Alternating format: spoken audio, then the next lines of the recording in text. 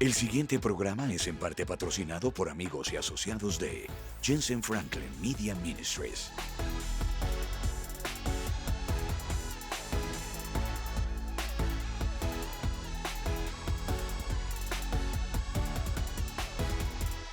Voy a ir al libro de Josué, capítulo 6. En el versículo 3, tú y tus soldados marcharán una vez alrededor de la ciudad. Una vez alrededor de la ciudad. Así lo harán durante 6 días. 7 sacerdotes llevarán trompetas hechas de cuernos de carneros y marcharán frente al arca. El 7º día ustedes marcharán 7 veces alrededor de la ciudad, mientras los sacerdotes tocan las trompetas. Cuando todos escuchen el toque de guerra, el pueblo deberá gritar a voz en cuello. Entonces los muros de la ciudad se derrumbarán, y cada uno entrará sin impedimento. ¡Qué historia tan poderosa en el Antiguo Testamento! Y tiene una gran lección hoy para nosotros que quiero enfatizar. Leí este libro y me conmovió. La historia realmente dibuja un hermoso cuadro que quiero que veas por un momento. Y volveremos a la historia. Es un hecho, y todavía se enseña en las sinagogas judías hasta el día de hoy por los rabinos, la historia de un hombre que se ha conocido como el hacedor de círculos. Era la iglesia del siglo I, antes de Cristo, y se estaba produciendo una devastadora sequía que amenazaba con destruir a toda una generación, la generación anterior al nacimiento de Jesús. La historia lo registra, esto no es un cuento de hadas, es un hecho histórico, esto que estoy compartiendo con ustedes, porque tienen historiadores y papeles y demás que han encontrado. El mundo en esa región de la tierra, Israel, se encontraba en la peor hambruna que jamás había tenido, y la gente estaba a punto de morir, la generación anterior al nacimiento de Jesús. Todos los profetas, por supuesto, habían fallecido. Hay esta edad oscura, como se llama en la historia, entre el Antiguo Testamento y el Nuevo Testamento. No hay ninguna palabra de Dios, no hay voz de los profetas. No hay nadie allí, el único que quedaba era un viejo sabio llamado Joni, y vivía fuera de las puertas o de las murallas de Jerusalén, y tenía una relación con Dios, era conocido como un hombre de poderosa oración. Y desesperados, los líderes de la nación acudieron a este hombre, Joni. Es una figura de la historia judía que se celebra hasta el día de hoy. Y le piden que por favor ore porque se dieron cuenta de que estaban en una situación tan grave que sus familias podrían morir si no conseguían agua en cuestión de días.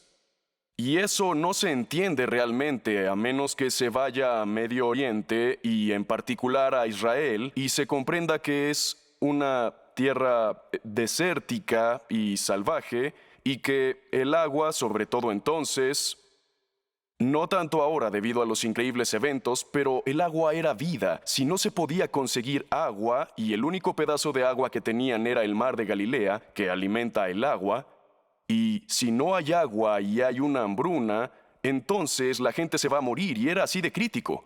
Así que van donde este viejo sabio y él dice, sí, voy a orar al Dios de Abraham, Isaac y Jacob para que llueva. Y esto es un hecho histórico. Tomó su bastón, tenía unos 6 pies de largo, lo puso en la arena y empezó a girar como una brújula. Empezó a girar 30 grados, 60 grados, 90 grados, 180 grados, todo alrededor de un círculo completo que hizo y dibujó en la arena con la punta de ese bastón. Dibujó un círculo. Se puso de rodillas y levantó las manos, y mientras los cientos y miles de personas comenzaban a reunirse alrededor, y él está en medio de ese círculo, dice estas palabras con las manos levantadas con gran autoridad. juro ante tu gran nombre que no me moveré de este círculo hasta que hayas mostrado misericordia, oh Dios, sobre tus hijos. Las palabras hicieron que un escalofrío recorriera la espina dorsal de todos los que miraban. Sorprendentemente, la historia registra que cuando esa oración salió de sus labios, instantánea e inmediatamente comenzó a llover sobre la tierra. Se escuchó el suspiro audible de miles de personas que miraban. Todas las cabezas, excepto la de Joni, se volvieron hacia el cielo mientras la lluvia caía en paracaídas y empezaba a caer sobre la gente. Solo fue una lluvia muy moderada, pero la gente no la había visto en tanto tiempo que empezó a celebrarlo y a gritar en voz alta. Pero de repente la voz de Joni volvió a traspasar y alzó la voz y oró por segunda vez. No he pedido una lluvia así, sino una lluvia que llene cada valle, cada cisterna, cada caverna, oh Dios de Abraham, Isaac y Jacob. Y de repente, según los testigos y la documentación de ese evento, la llovizna se convirtió en un aguacero torrencial. Ninguna gota de lluvia era más pequeña que el tamaño de un huevo. Fue tan grande el aguacero que la gente comenzó a correr hacia el monte del templo para llegar al lugar más alto porque sabían que luego vendrían las inundaciones repentinas. Pero una vez más, Joni alzó la voz todavía en el círculo que había hecho y oró por última vez. No he orado por una lluvia así, sino por la lluvia de tu favor, bendición y gracia.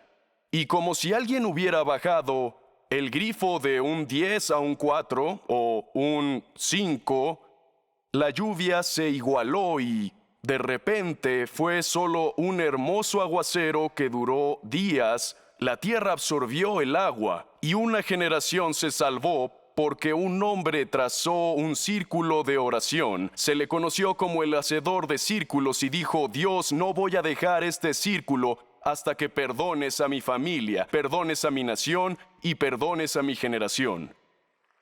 Es bastante poderoso cuando lo piensas. Cuando te adentras en el terreno de la oración, tienes que entender que esta historia nos enseña que las oraciones audaces honran a Dios y Dios responde a las oraciones audaces. Dios no quiere que hagamos oraciones débiles. Dios no quiere que hagamos oraciones para conseguirlo. Dios no quiere que pidamos cosas que creemos que no son para tanto.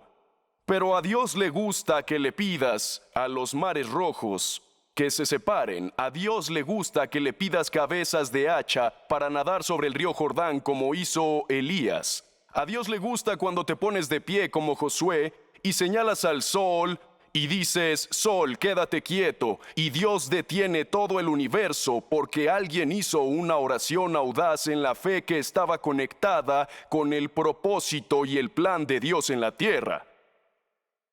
Las oraciones son profecías de tu futuro. Y la falta de oración significa que no estás recibiendo ninguna profecía para tu futuro. El único futuro que tú o tu familia tienen son las oraciones que estás haciendo por tu matrimonio, por tus hijos, por tu futuro. Y la razón por la que algunas personas no experimentan nada diferente es que no entienden que la oración es la profecía de tu futuro. Está bien que cuando ores reconozcas que estás en tiempos difíciles, pero la oración debería sonar algo así si la oración es la profecía de mi futuro. Señor, es duro, pero sé que eres capaz. Señor, sé que eres poderoso. Señor, sé que me librarás. Acabarás de profetizar tu futuro. Te agradezco, Dios, que seas mi sanador, que seas quien me ayuda. Ora tu fe, no tus miedos. Levántate del barro y di que sé en qué he creído y en quién he creído. Necesitamos hacer círculos de oración y poner a nuestros hijos e hijas en ese círculo de oración y profetizar y orar por su futuro. Señor, sé que mis ojos están en ti y Dios, pongo a mi hijo en este círculo de oración y yo en el nombre de Jesús te pido que saques a toda persona equivocada. Puse a mi hija en este círculo de oración. Saca toda influencia mala y maligna de ese círculo y pon a toda persona correcta que sea parte de tu destino en ese círculo. Y Dios dice que te reto a dibujar un círculo alrededor de lo que el infierno cree que tiene y mira cómo apunto a lo que tú apuntas en la oración y haz oraciones audaces y Dios responderá. Dios responderá.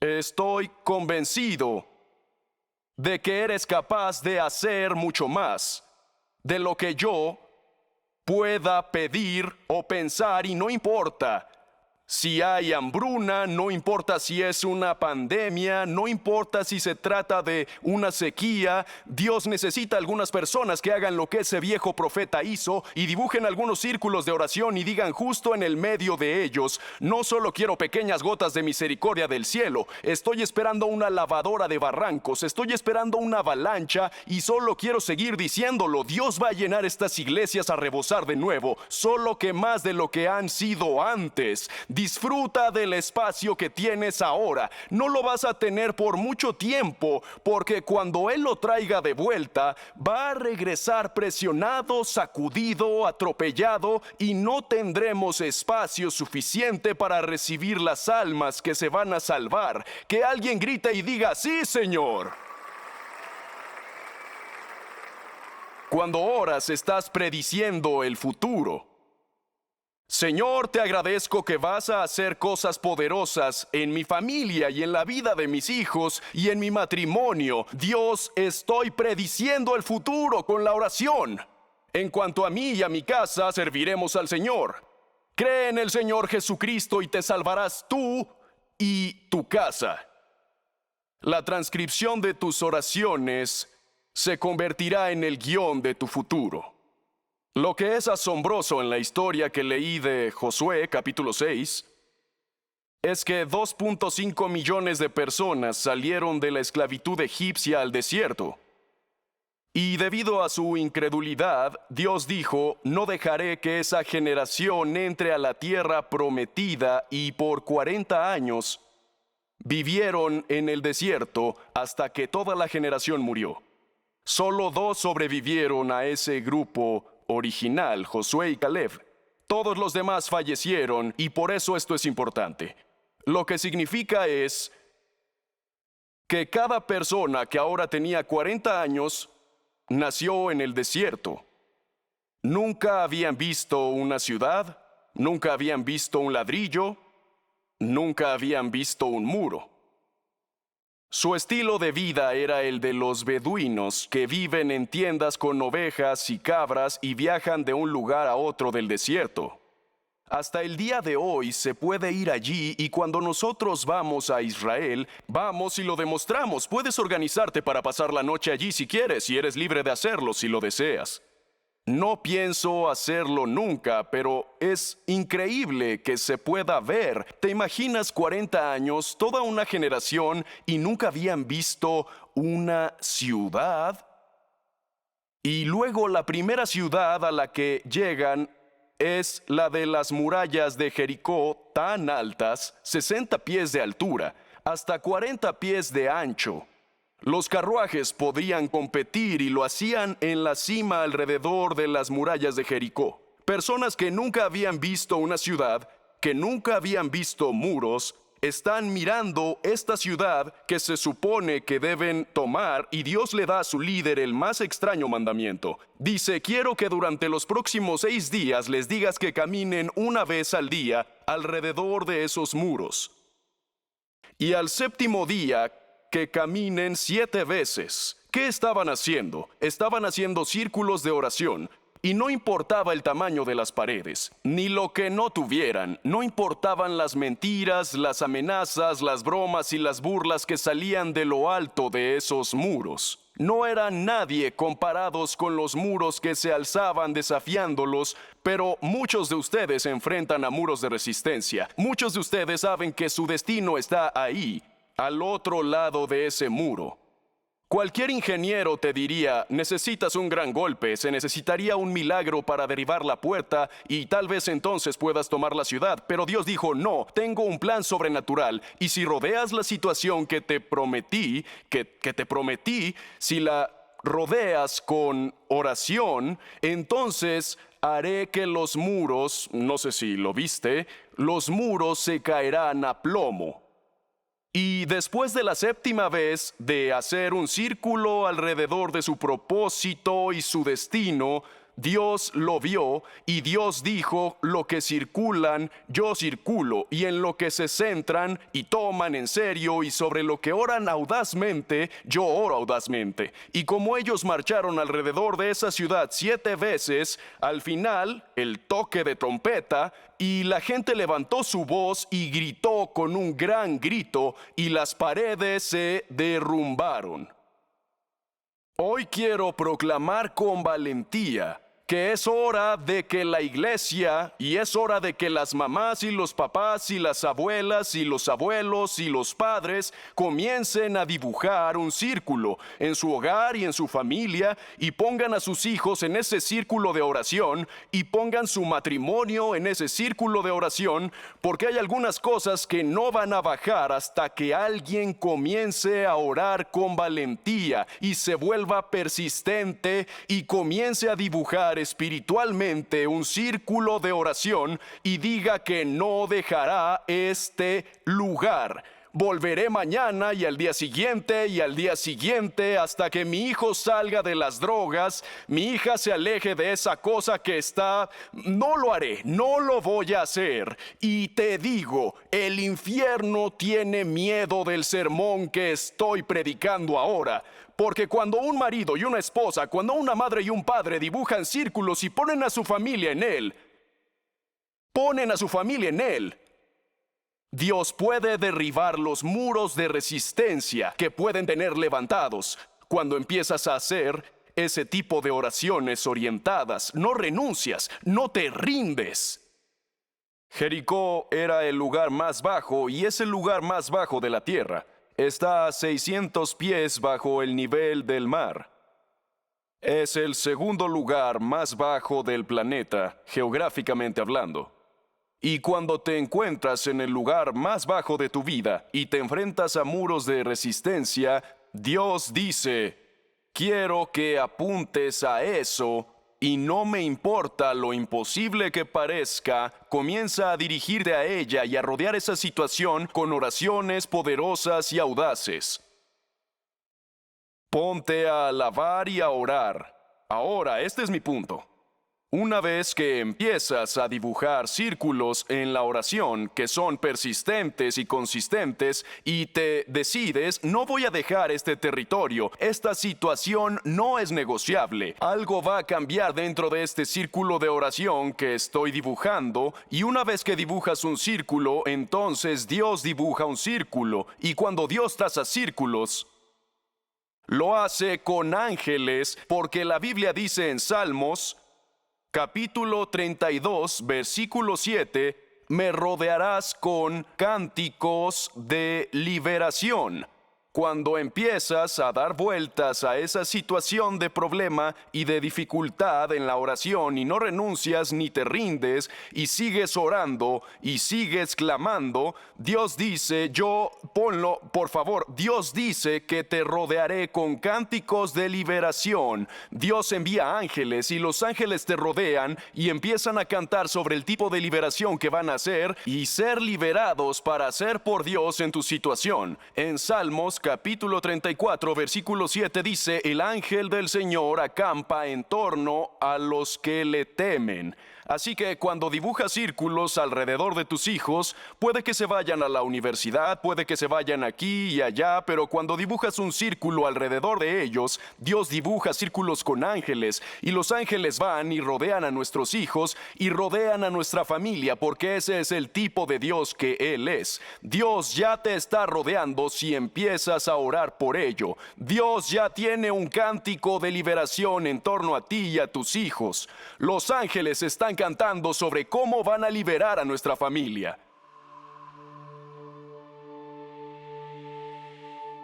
Bueno, te digo que creo que hoy estás viendo este programa por voluntad divina. Para eso oramos. Oramos para que Dios nos conecte, haga conexiones del reino con este programa. Dios está aquí para encontrarte en tu punto de necesidad. Di esto: Señor Jesús, te doy mi vida, te doy mi familia, te doy mi futuro. Te necesito, necesito que me liberes, necesito que sanes los lugares rotos de mi vida. Necesito tu sanación, necesito que me levantes y me animes de nuevo mientras camino por esta situación que sé que tienes tu mano sobre mí y los míos. Oro hoy para que Jesús extienda su mano y salve, libere y sane a toda persona que necesite un milagro. Oro por los milagros hoy. Tú eres el Dios de lo sobrenatural. Y Señor, a veces la educación y el asesoramiento no son suficientes. No estoy en contra de nada de eso. Necesitamos todo lo que podamos conseguir.